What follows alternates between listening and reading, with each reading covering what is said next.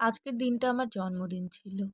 কিন্তু কেক না কেটে আমি চলে এসেছি ডাক্তারখানায়। দেখো বন্ধুরা, কোথায় আমার কেক কাটার কথা, সেখানে আমি ডাক্তারখানায় বসে আছি।